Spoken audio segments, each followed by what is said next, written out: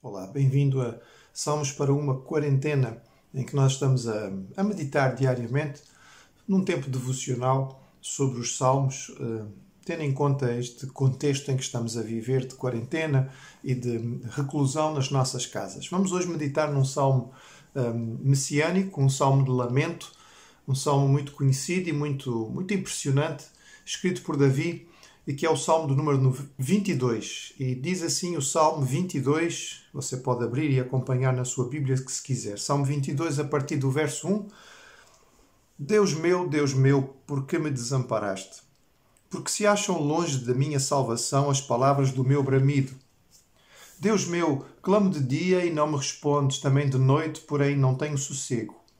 Contudo, tu és santo, entronizado entre os louvores de Israel. Nossos pais confiaram em ti, confiaram e os livraste. A ti clamaram e se livraram. Confiaram em ti e não foram confundidos.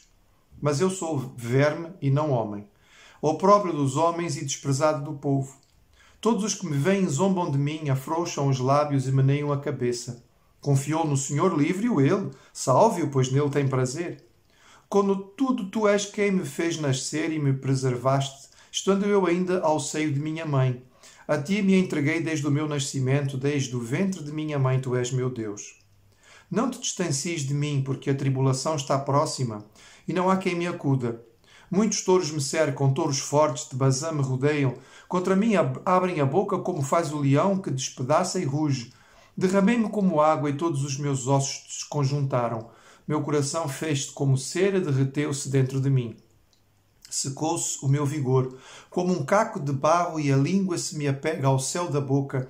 Assim me deitas no pó da morte. Cães me cercam, uma súcia de malfeitores me rodeia, traspassaram as mãos e os pés. Posso contar todos os meus ossos. Eles me estão olhando e encarando em mim. Repartem entre si as minhas vestes, e sobre a minha túnica deitam sortes. Tu, porém, Senhor, não te afastes de mim. Força minha, apressa-te em socorrer-me. Livra a minha alma da espada e das presas do cão a minha vida. Salva-me das faces do leão e dos chifres dos búfalos. Sim, tu me respondes.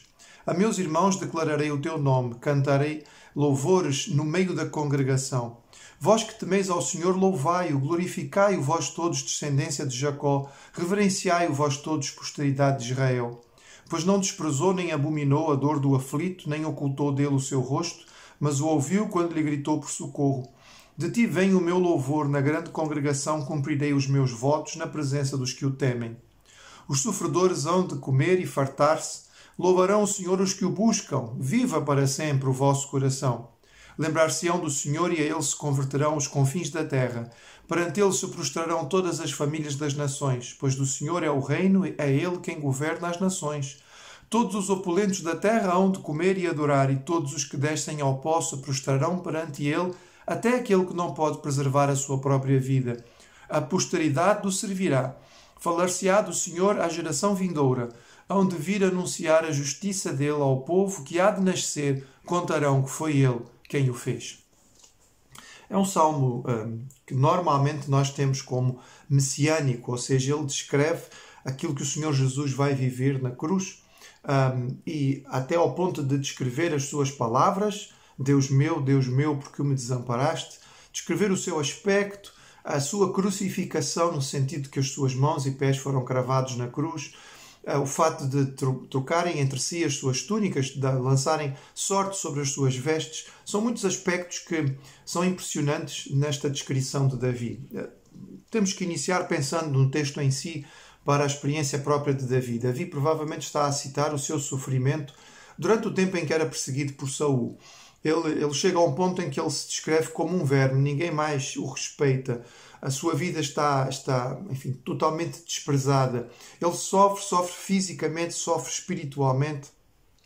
E antes de poder fazer deste salmo uma profecia sobre a descrição do que vai acontecer no Calvário, temos que perceber que Davi está a falar da sua própria experiência. É claro que é impressionante percebermos o quanto esta descrição do sofrimento de Davi está adequada ao que aconteceu com Jesus na cruz. De algum modo, nós devemos perceber que todo o sofrimento está ligado ao pecado. E todo o pecado está ligado à cruz. então todo o sofrimento, de alguma maneira, está relacionado com o que Jesus passou no Calvário. Quando nós estamos em momento de dor e de dificuldade, pensarmos naquilo que Jesus passou ao sofrer e ao morrer por nós é perfeitamente natural, legítimo e faz parte daquilo que o crente deve sentir.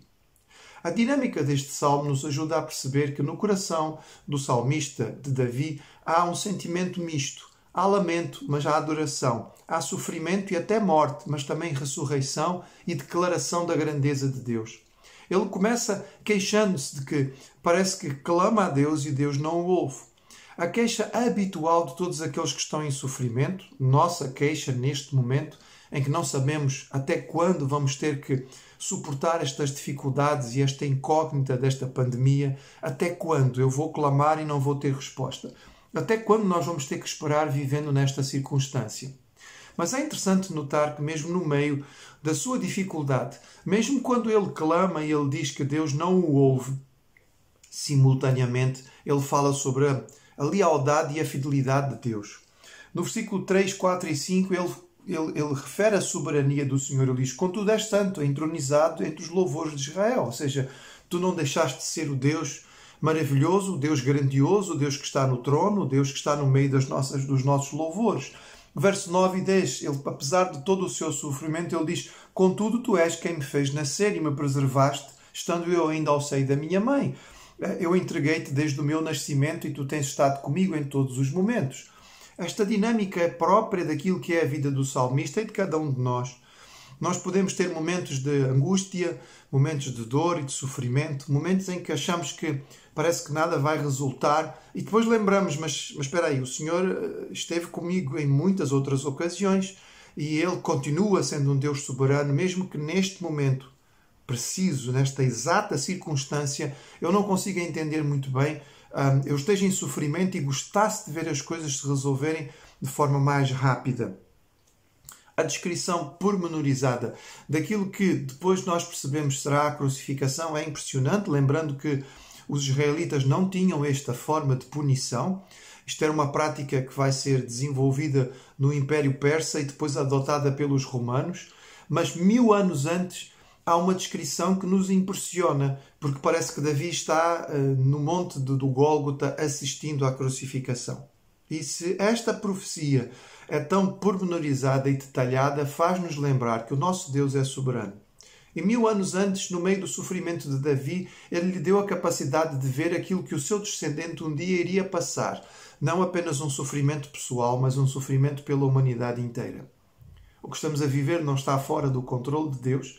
Ele é um Senhor que, há muito tempo atrás, sabia exatamente o que ia acontecer agora, porque para Ele não existe futuro nem passado. Ele vive no eterno presente. Ele criou o tempo e nos colocou dentro do tempo, mas Ele não está submisso à realidade do tempo. O Salmo vai terminar com uma ênfase impressionante a respeito da adoração a Deus por todas as gerações e por toda a humanidade. Reparem que Davi não se limita nunca, e em muitos dos seus salmos percebemos isto, à adoração de Deus apenas no contexto do seu povo Israel. Ele inclui os outros povos na adoração de Deus. Então ele fala aqui que todas as nações, todos os gentios, todas as famílias das terras, ou seja, aquelas famílias na qual a profecia inicial dada a Abraão estão envolvidas, aqui são mencionadas. Perante eles se prostrarão todas as famílias das nações. Mas ele não menciona apenas aqueles que estão vivos naquela hora. Ele menciona todos os que já morreram. Ele cita no versículo 29 todos os que descem ao pó, os que não podem preservar a sua vida. Todos um dia vão ter que reconhecer a grandeza do Senhor e vão ter que admitir que Jesus é Senhor. Mesmo aqueles que ainda não nasceram.